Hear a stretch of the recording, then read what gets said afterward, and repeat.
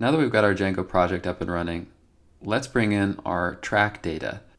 But before we do so, we need to understand something important about how Django works. Django separates our projects into individual apps. These apps function as a kind of separation of concerns. We need an individual app according to the type of data that we'll have.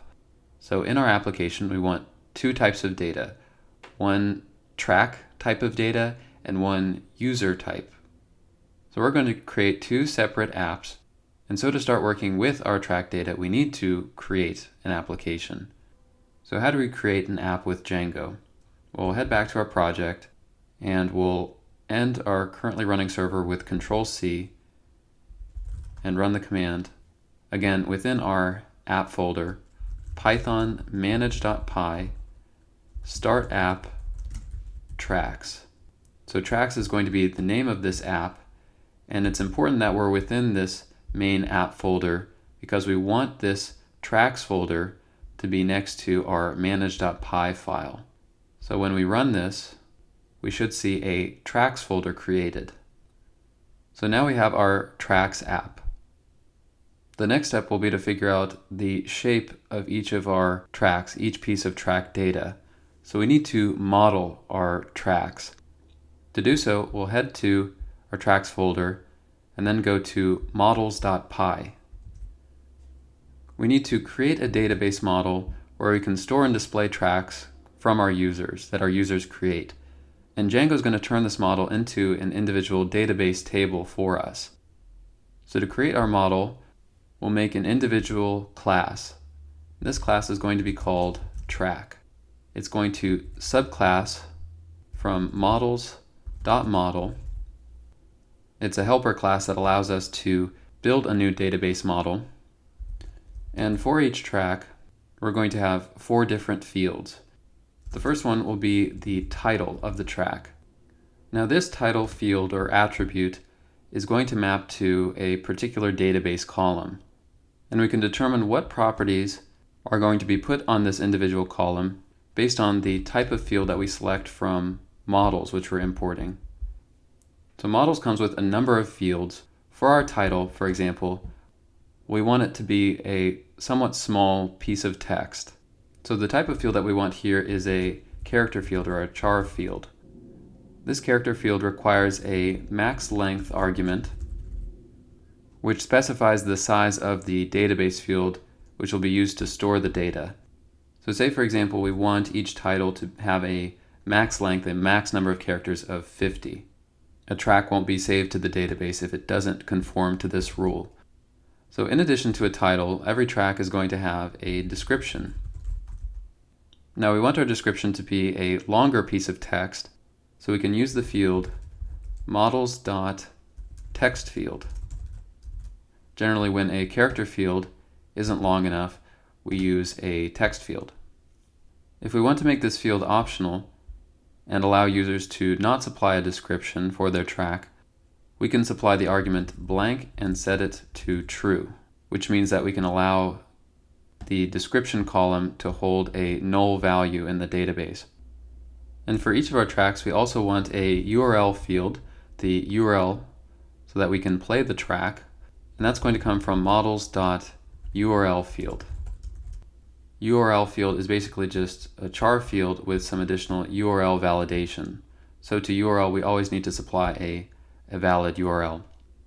Then to keep track of when each track was created, we can add a created@at field. And that's going to be set to models.datetime field.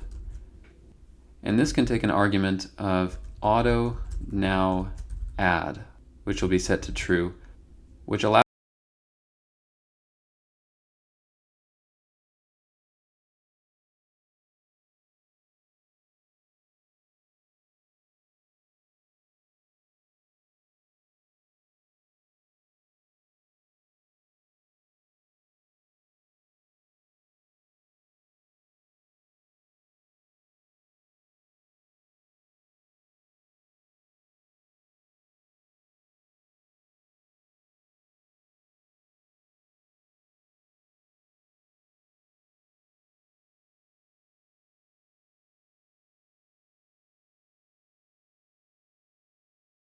more in depth, you can head to the documentation at docs.djangoproject.com.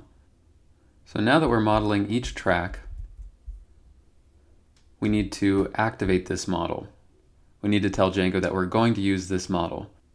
This is a necessary step whenever we create a new model for a new application, and we can do so by heading to within our main app in the sub-app folder, going to set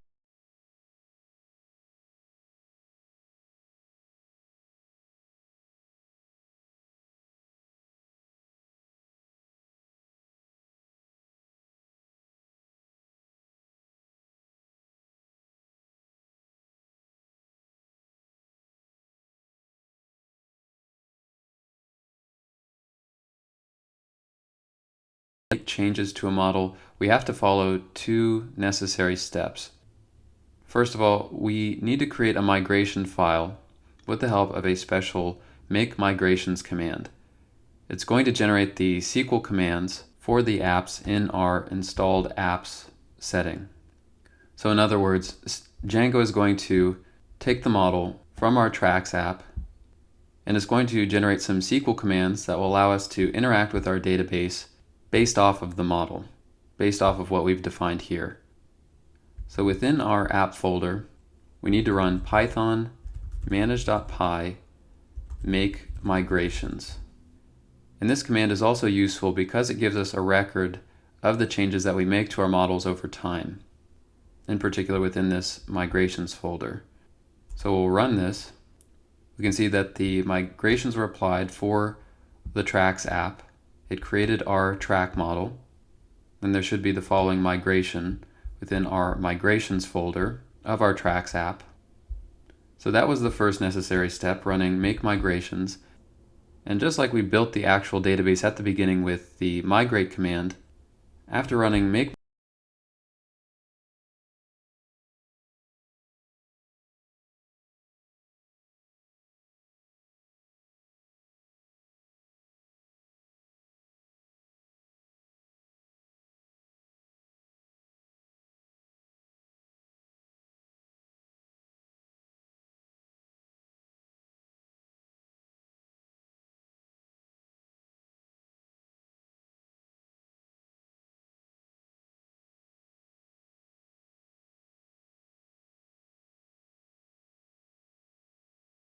In the next video, we'll take a look at how to create some tracks data based off of our track model, as well as how to configure Graphene with our Django project.